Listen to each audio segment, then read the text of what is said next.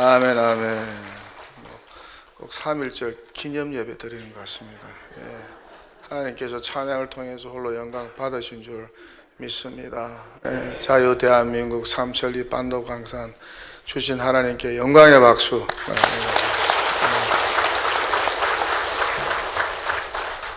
저와 여러분 지금 북한 땅에 있으면 어떻게 되겠습니까?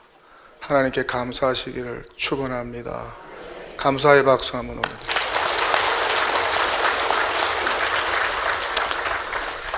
이 3.1절 독립투사분들, 또 독립운동하신 분들, 또 그 후손들에게 또 감사의 박수 한번 올립니다.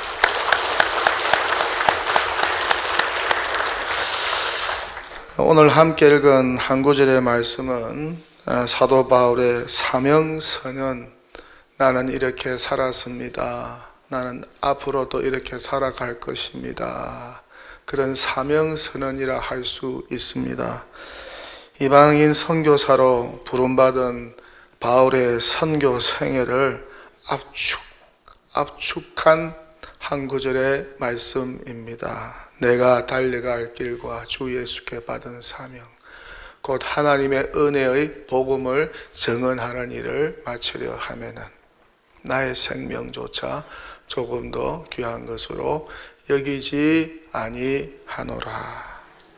예수께 받은 사명이 하나님의 은혜 복음을 증언하는 일이라고, 선교라고, 이 사명을 위해서 자기는 목숨을 바치는 헌신을 하였다고 고백합니다. 그렇게 사도 바울은 회심 이후에 20년간 선교의 사명과 열정과 헌신으로 한 길을 달려왔습니다.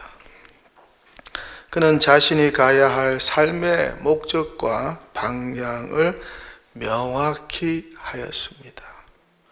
이방인을 향한 선교, 그것이 내가 가야 할 길이다.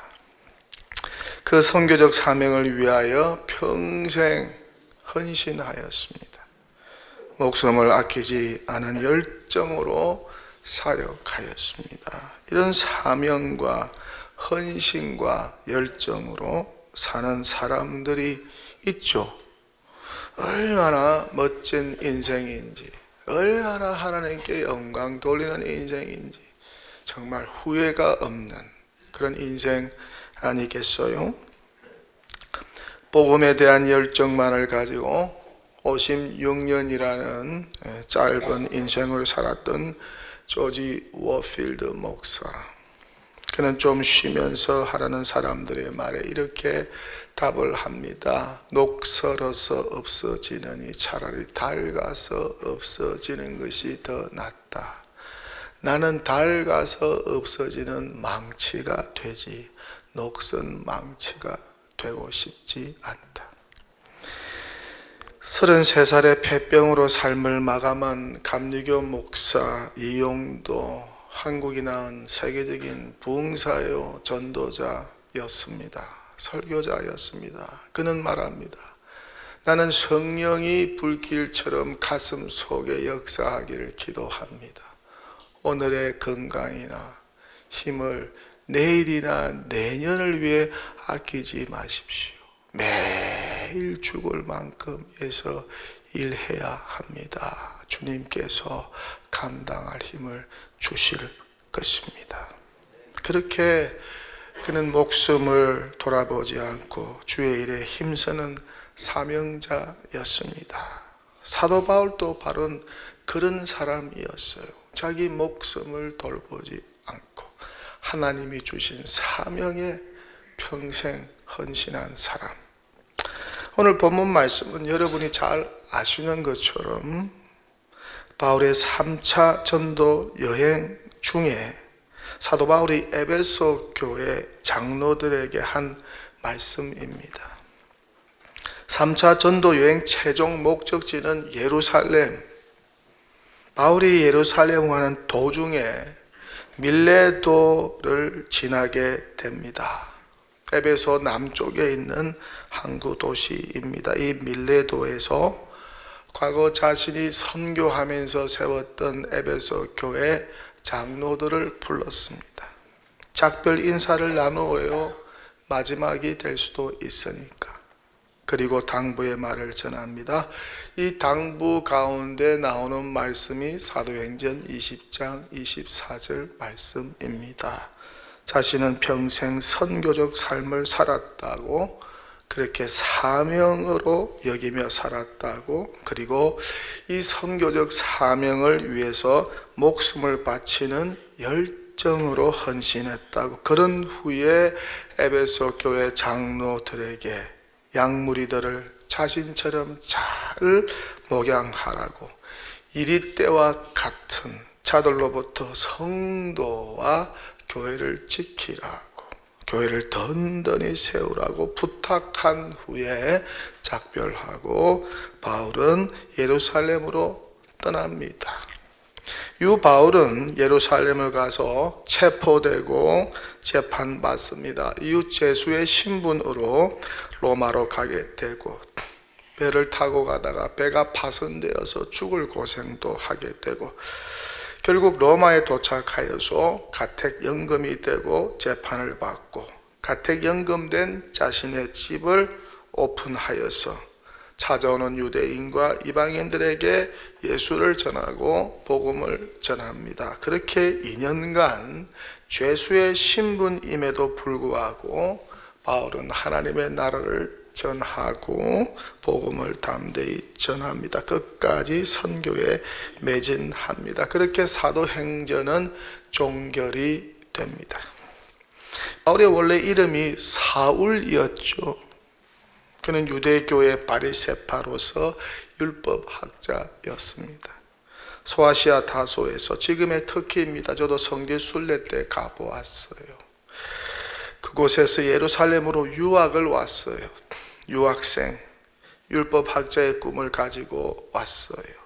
당대 최고의 율법학자였던 가말리아의 문화생으로 들어가 공부하였습니다.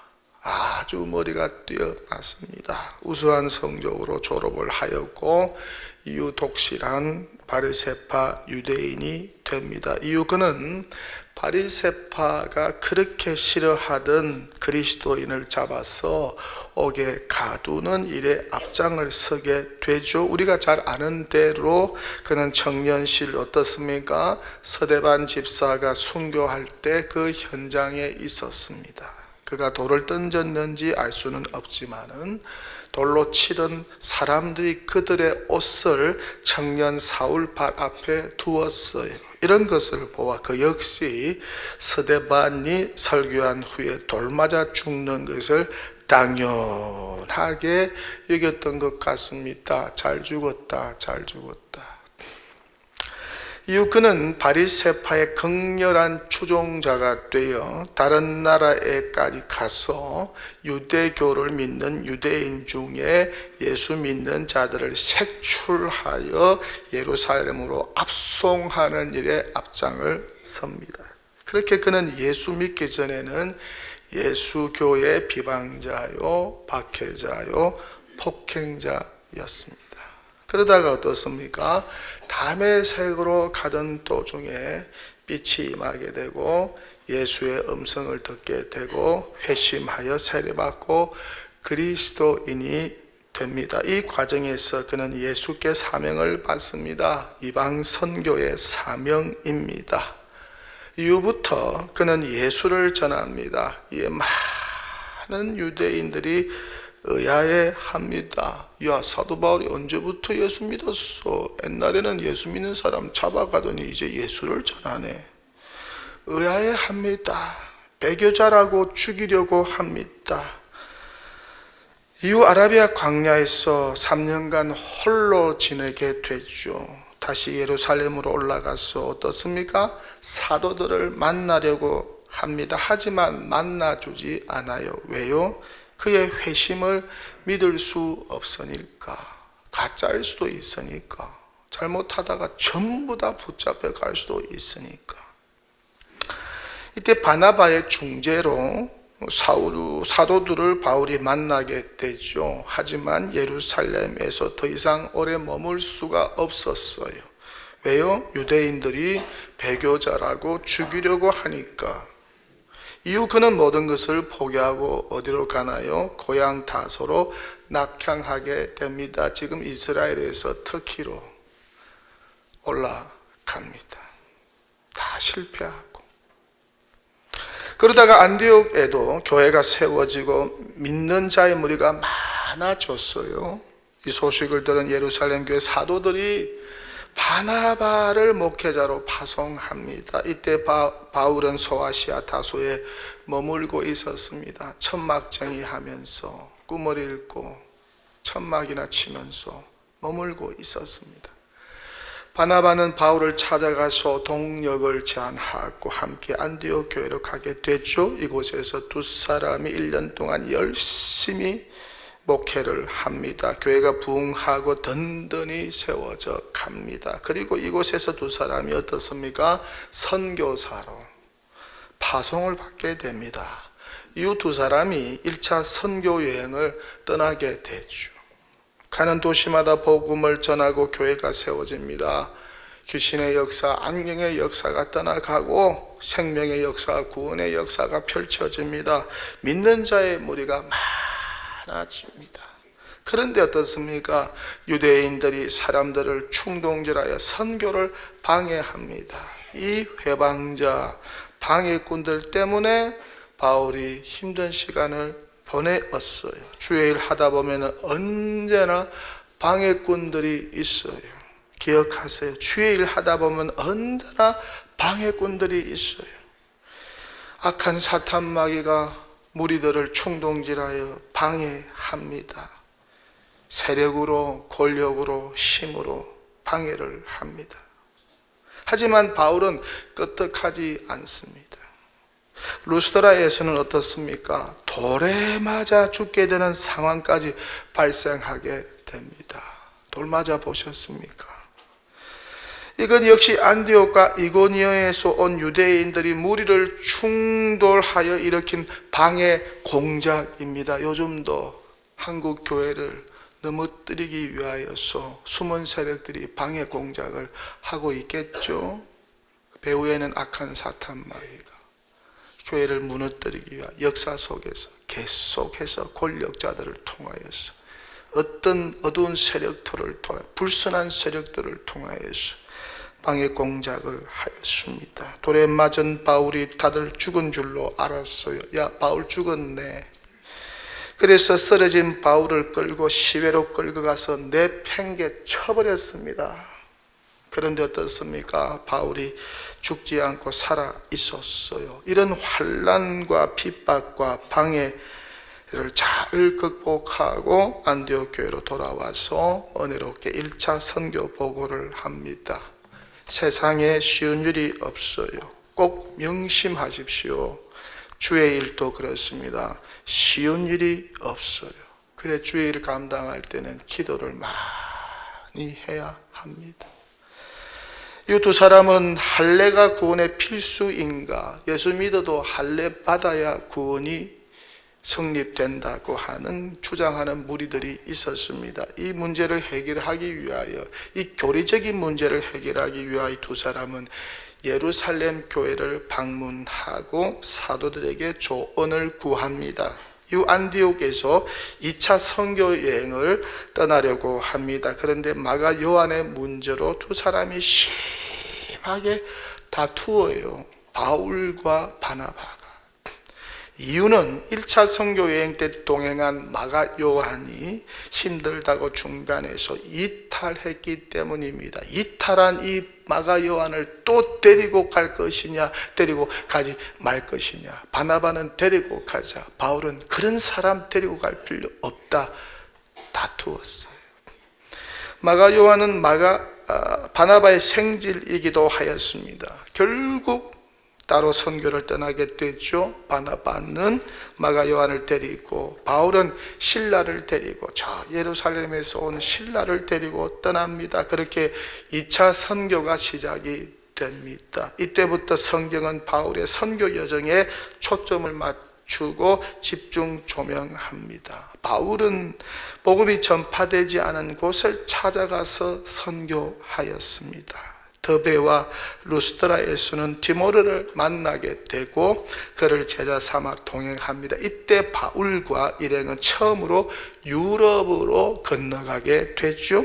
원래는 소아시아 북쪽으로 가려 했는데 길이 다 막혀버립니다. 길이 열리지 않아요. 이것 때문에 기도를 하게 되고 마게도냐 사람들이 건너와서 자기를 도우라는 환상을 보게 되고 그것으로 건너가게 됩니다. 유럽으로 건너가서 파란만장한 선교의 여정을 걸어요.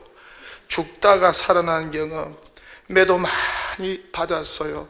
40에 하나를 감한 매를 5번이나 맞았어요.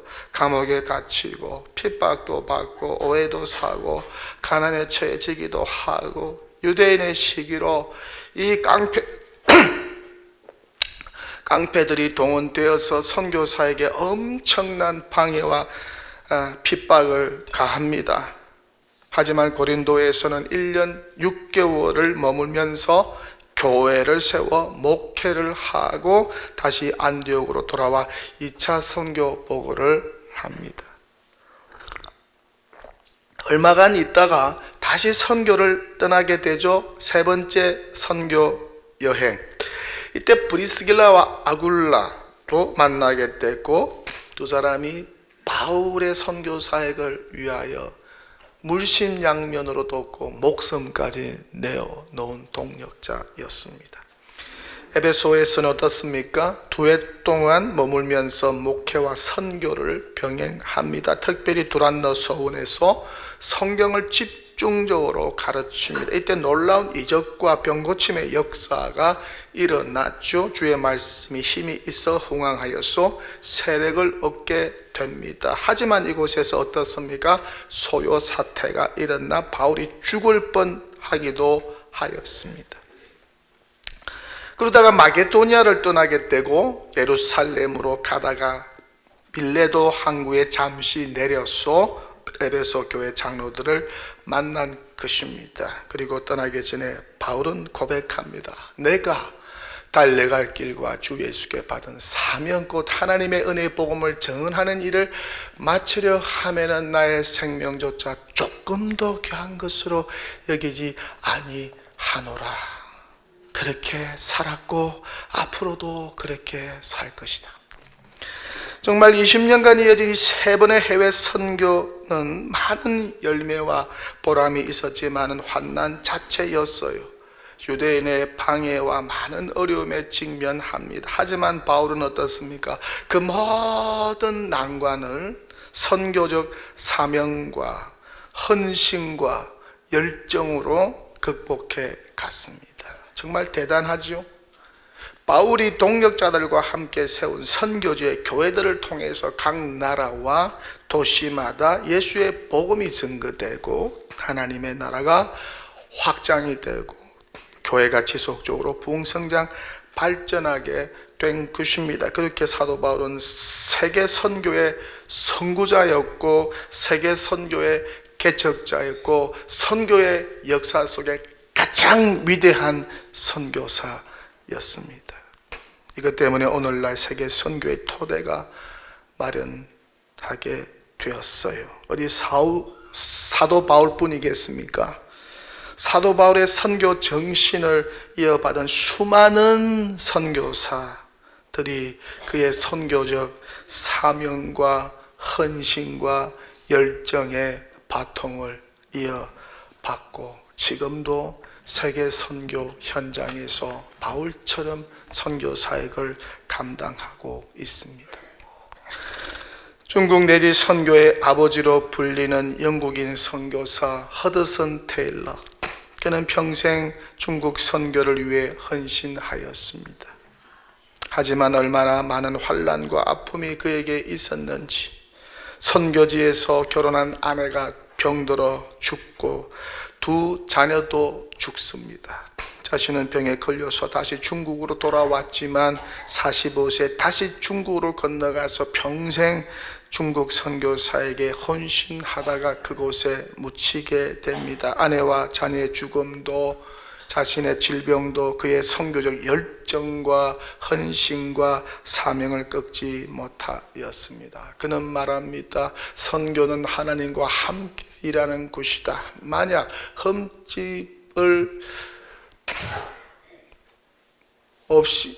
흠잡을 데 없이 정직하게 행할 의향이 없다면 선교사가 되지 않는 것이 좋다. 선교사가 되지 말라는 하나님의 음성을 듣지 못했다면 선교사가 될 시도를 해보라. 선교사는 을의 어려움을 겪는다. 그러나 그곳에는 언제나 하나님이 함께 하신다. 지상 명령은 선택이 아닌 하나님의 명령이다. 중국에서는 양복보다 중국 옷이 편하다. 짐 엘리엇을 비롯한 미국의 젊은 5 선교사, 이들은 남미 에콰도르 아우카 부족에게 선교 갔다가 전원 순교하였습니다. 이들은 미국의 명문 대학인 위튼 칼리지 출신입니다. 다들 20대. 짐 엘리엇은 수석 졸업자. 5년 후 순교한 선교사들의 부인들이 이곳으로 가서 남편들의 선교를 이어갔습니다. 이후 많은 선교의 열매를 맺었습니다. 영광의 문이라는 책을 통해서 이들의 감동 어린 선교 사역을 읽게 됩니다. 그 당시 아우카 부족의 추장 이 빌리 그리암 목사님이 주도하는 한 예배에 참석하여서 이렇게 간증을 합니다. 우리들은 그분들에게서 복음을 받고 하나님을 얻게 되었습니다. 그 젊은이들의 희생이 아니었다면, 우리는 아직도 그렇게 살고 있었을 것입니다. 그분들의 죽음으로 우리는 빛을 보게 되었습니다. 대한민국과 한국교회는 어떨까요? 웩 선교회를 설립한 영국인 선교사 찰스 스터드, 월드와이드 이벤젤리제이션 포 크라이스트, WEC 웩 선교회. 그는 백만장자의 아들이었고 유명한 크리켓 선수였습니다. 영국 국가대표로 발달될 정도로 실력이 있는 크리켓 선수였습니다. 하지만 그 모든 것을 포기하고 그는 선교사가 되었습니다. 유산으로 받은 100만 불을 선교를 위해 다 내어놓았습니다. 평생을 중국 선교를 위해 힘쓰다가 50이 넘어 식인종도 선교사가 필요하다 라고 하는 유명한 말을 남기고 당시 벨기에 영이었던 아프리카 콩고로 가서 아프리카 선교에 헌신합니다. 이후 아프리카 선교를 위하여 웩 선교회를 창설하였습니다. 이 웩 선교회는 한때 2,000명의 해외 선교사가 소속될 정도로 강력한 선교회였습니다. 그는 말합니다.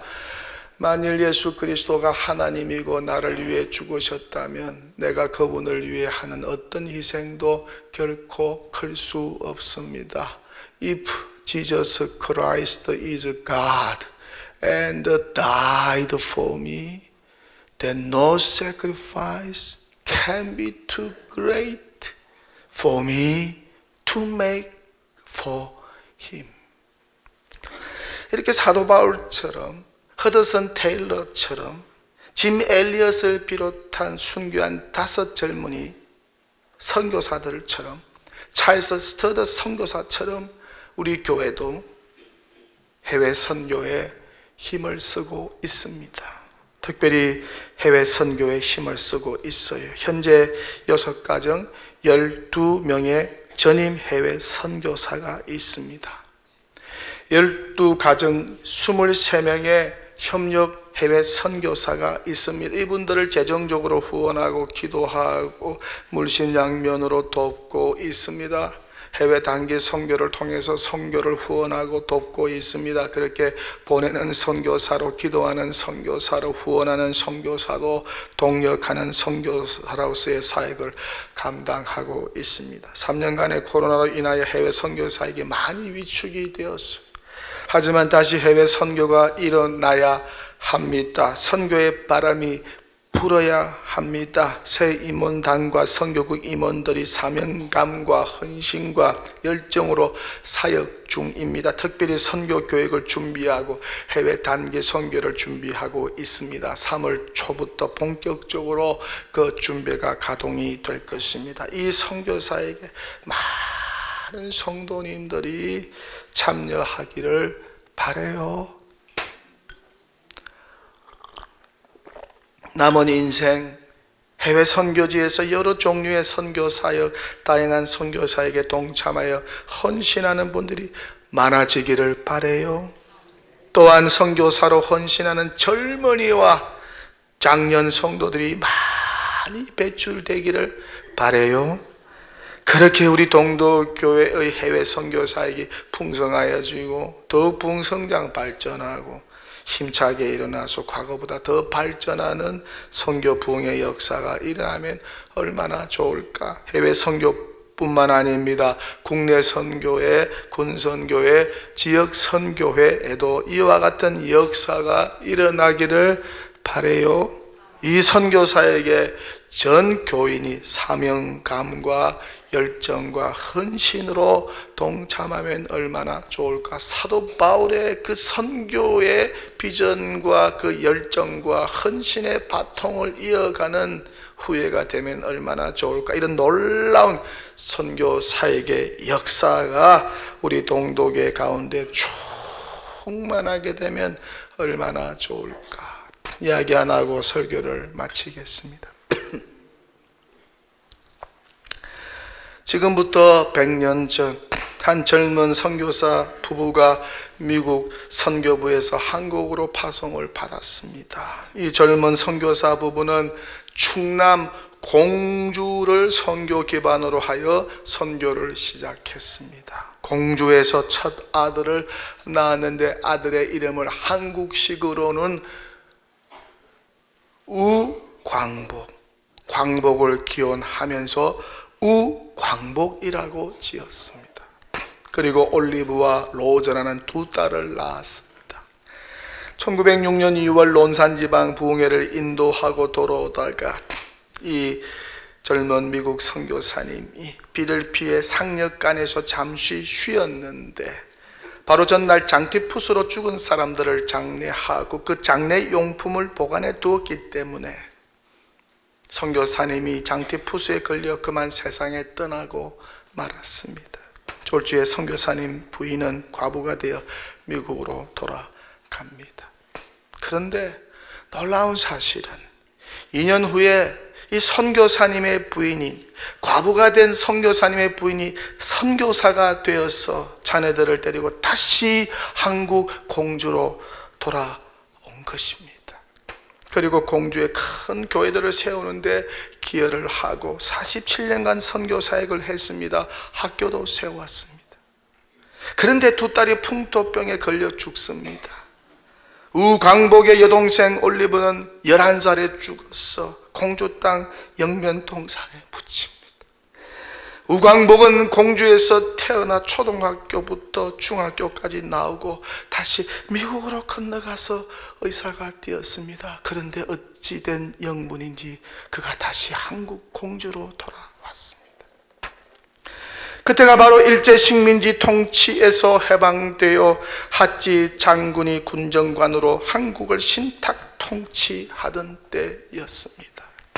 그때 영어와 한국말을 능통하게 구사할 사람이 필요했습니다. 바로 그 사람이 프랭크 윌리엄스 선교사 아들 조지 윌리엄스 우광복이었습니다. 우광복이 핫지 장군의 참모가 되었어 한국 정부 수립에 관여하게 됩니다. 그때 핫지 장군은 한국의 실정을 잘 아는 우광복에게 한국을 이끌어갈 인재 50명을 추천해 달라고 했습니다.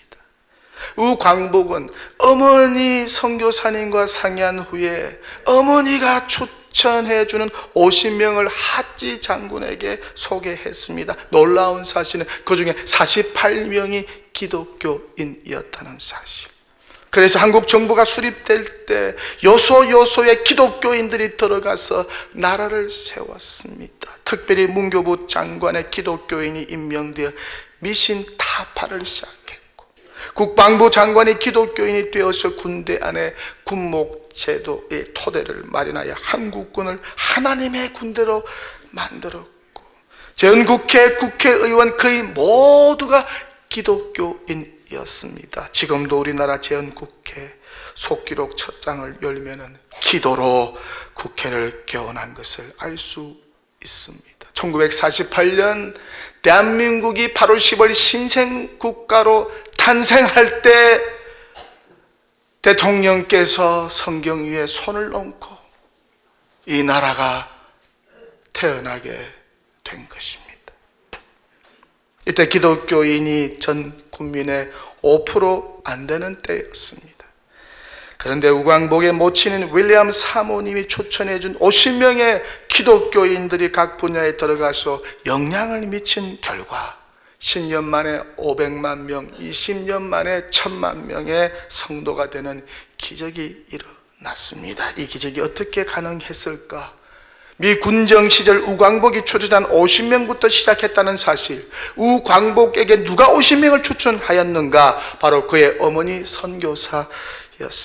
이억만리 타국에서 남편을 잃어버리고 두 딸을 잃어버렸는데도 다시 한국으로 돌아와서 남편의 선교 사역을 이어갔던 그 선교사님, 하늘의 미랄이 되신 그 선교사 사모님 때문이라는 것이죠. 우광복은 1994년 87세 일기로 소천합니다.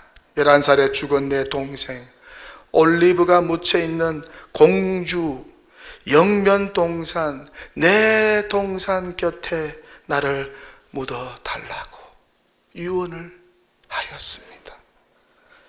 아마도 한평생 한국에서 풍토병으로 죽은 동생이 가슴에 살아 있었나 봅니다. 그래서 지금도 우광복의 묘가 동생 옆에 나란히 있습니다.